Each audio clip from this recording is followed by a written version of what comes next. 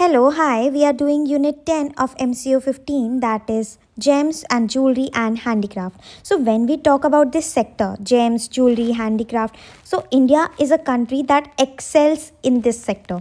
India जो है वो आज से नहीं बहुत पहले से इन सारी चीज़ों का प्रोडक्शन कर रहा है एंड प्रोडक्शन कर रहा है तो एक्सपोर्ट भी कर रहा है एक्सपोर्ट से क्योंकि हमें बहुत फॉरेन एक्सचेंज मिलता है जो हमारी कंट्री की डेवलपमेंट में बहुत हेल्पफुल है। तो क्या क्या एक्सपोर्ट प्रोस्पेक्ट्स हैं handicraft gems and jewellery industries की, उसको हम समझते हैं। सबसे पहले वर्ल्ड लीडिंग पोजीशन, इंडिया के जेम ज्वेलरी हैंडीक्राफ्ट इंडस्ट्रीज़ जो हैं वो लार्जेस्ट हैं ग्लोबली। इसका मतलब इंडिया जो है उसके पास सुपर पावर है इस मार्केट के अंदर एंड वो compete करता है at the highest level and India set trends for the rest of the world. हमारी कंट्री में इतने सारे तरह के आर्ट हैं, हैंडीक्राफ्ट हैं, जेम्स हैं कि हम globally as a country excel करते हैं। इसका मतलब हमारे पास ये सुपर पावर है कि हम compete करते हैं और हम ट्रेंड सेट करते हैं रेस्ट ऑफ द वर्ल्ड के लिए। तो सबसे पहले तो पॉइंट आ गया world leading position. Then India has the largest number of artisans. हमारी कंट्री में कारीगर जो आर्टिसियन हैं, जो जिनके हाथों में जादू है, वो इतनी अच्छी आर्ट क्रिएट करते हैं, डिज़ाइंस क्रिएट करते हैं, उनके पास इतनी स्किल्स हैं। और आज से नहीं है स्किल्स, ये सेंचुरीज से स्किल्स पास होती आ रही हैं। आप एग्जाम्पल देख सकते हो, हमारी कंट्री में इतने सुंदर मॉन्यूमेंट हैं, ताजमहल। थोड़ा टॉपिक से डिफरेंट है लेकिन I am talking about artisan that they know about different designs, they know about different patterns, they have the skills and इतने सारे आर्टिसंस हैं अलग अलग स्टेट्स में, उन सब की अपनी अपनी स्किल्स है। इस वजह से इंडिया जो है वो ऑफर करता है variety of styles, Rajasthani jewellery से लेके कश्मीरी वुड वर्क तक। तो इंडिया में बहुत सारे आर्टिसंस हैं। Then third point is it is the major item of export in India. India के अंदर मेजर आइटम है ये एक्सपोर्ट का, मतलब मेजर सोर्स है नेशनल इनकम का।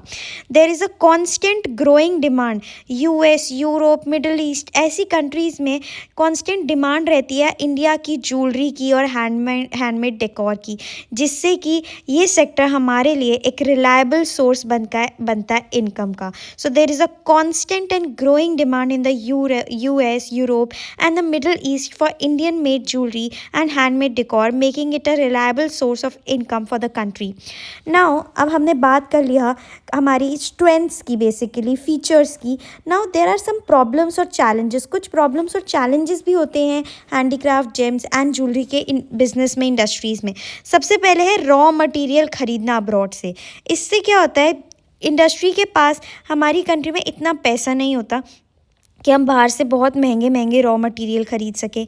प्लस जो ख़रीदते भी हैं तो उनके प्राइस चेंज होते रहते हैं, डिले होती रहती है सप्लाई। तो ये एक चैलेंज है। It makes the industry vulnerable to price changes और supply delay from overseas. Then tough competition from China. China हमें पता है कितनी स्ट्रॉन्ग कंट्री है। चाइना भी सिमिलर गुड्स प्रोड्यूस करती है, वो भी बहुत कम प्राइसेस पे। उनके पास बड़ी बड़ी फैक्ट्रीज़ है, जिससे कि हमारे लिए वो एक कट थ्रोट कंपटीशन बन जाते हैं। ओल्ड फैशन टूल्स, अभी भी जो आर्टिसंस हैं they know the skills but the tools that they are using वो अभी बहुत पुरानी तरीके के हैं, ट्रेडिशनल मेथड्स हैं, जिससे कि प्रोडक्टिविटी कुछ ज़्यादा खास नहीं हो पाती है। Then unfair growth across states.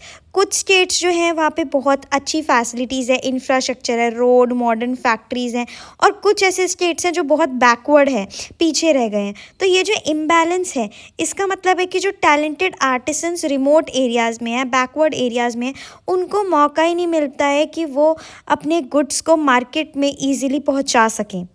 Then bad work places and low pay. बहुत सारे ऐसे कारीगर होते हैं, आर्टिसंस होते हैं जो बहुत ख़राब एरिया में रहते हैं, जहाँ बहुत लाइट कम होती है, और वो भी उनको वहाँ काम करने के पैसे बहुत कम मिलते हैं, जिससे कि बहुत मतलब आजकल डिफ़िकल्ट हो गया है नेक्स्ट जनरेशन को अट्रैक्ट करना इस क्राफ्ट को अलाइव रखने के लिए, because they know that they don't get much from this sector. उन्हें पता है कि वो इतनी मेहनत करते हैं तब भी उन्हें ज़्यादा पैसा नहीं मिलता। तो इससे डिफ़िकल्ट है अट्रैक्ट करना नेक्स्ट जनरेशन ऑफ वर्कर्स को कि इस क्राफ्ट को अलाइव रखा जाए। Not enough training. अब कला सुंदर है, सबको आती है, लेकिन उसको और इन्हांस करने के लिए कोई अच्छी सी ट्रेनिंग ज़्यादा नहीं है। इनफ स्कूल्स या सेंटर्स नहीं हैं जिससे कि जो यंग पीपल है, न्यू जनरेशन है, उन्हें मॉडर्न डिज़ाइंस और बिजनेस स्किल्स सिखाए जाएँ। मनी स्ट्रगल, फाइनेंस, छोटे आर्टिसंस जो होते हैं उनके लिए बड़ा डिफ़िकल्ट हो जाता है लोन लेना बैंक से और मटेरियल ख़रीदना। मतलब बिना सफिशिएंट पैसे के वो अपने स्मॉल बिजनेस को ग्रो नहीं कर पाते और अपने बड़े ऑर्डर्स को पूरा नहीं कर पाते। लो क्वालिटी प्रोडक्टिविटी है, जैसे कि मैंने बताया ही था।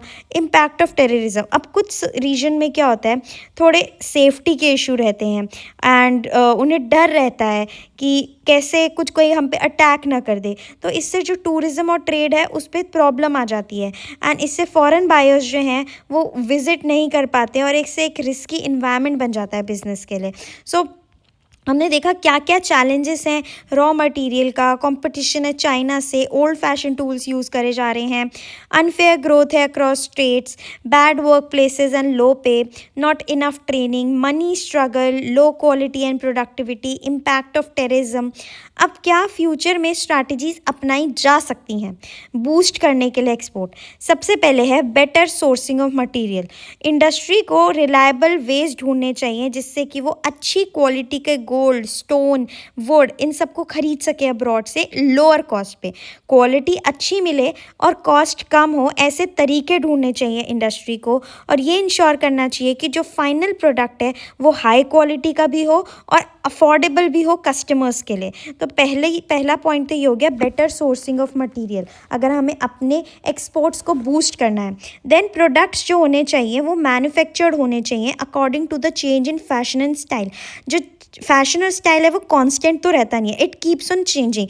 तो जो भी प्रोड्यूसर, मैन्युफैक्चरर है, जो आर्टिसन से जो बना रहे हैं, they should know the recent trends, उन्हें पता होना चाहिए और उन्हें उसी अकॉर्डिंग मैन्युफैक्चर करने चाहिए प्रोडक्ट। इससे क्या होता है, जो इंडियन प्रोडक्ट्स हैं वो ट्रेंडी रहते हैं और पॉपुलर रहते हैं इंटरनेशनल मार्केट में।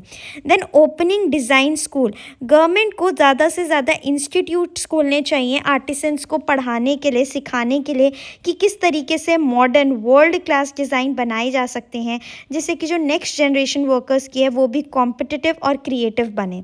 लेटेस्ट टेक्नोलॉजी को यूज़ करना चाहिए हाई प्रोडक्टिविटी के लिए। Then to attract more people, more customers and buyers, trade fairs and expos रखने चाहिए, ऑर्गेनाइज करने चाहिए बड़े बड़े एग्जीबिशन, इवेंट्स, जिससे कि जो इंडियन मेकर्स हैं वो अपना काम शो कर सकें, शोकेस कर सकें to international buyers. Financial facilities provide करनी चाहिए मैन्युफैक्चरर्स को, लो इंटरेस्ट रेट पे लोन्स प्रोवाइड करने चाहिए एंड ध्यान देना चाहिए अपने पोर्टफोलियो को एक्सपैंड करने में। एक लिमिटेड चीज़ें नहीं रखनी चाहिए हमें, synthetic stones, fashion jewellery, coloured gem stones की तरफ जाना चाहिए। तो ये सारे सजेशंस कह सकते हैं हम, या फ्यूचर स्ट्रैटेजीज़ कह सकते हैं ताकि हम अपने एक्सपोर्ट को बूस्ट कर पाएँ। इससे पहले हमने कुछ चैलेंजेस देखे थे एंड फर्स्ट हमने देखे थे कि क्या स्ट्रेंथ है। So this is all about this unit 10 James and jewellery and handicraft.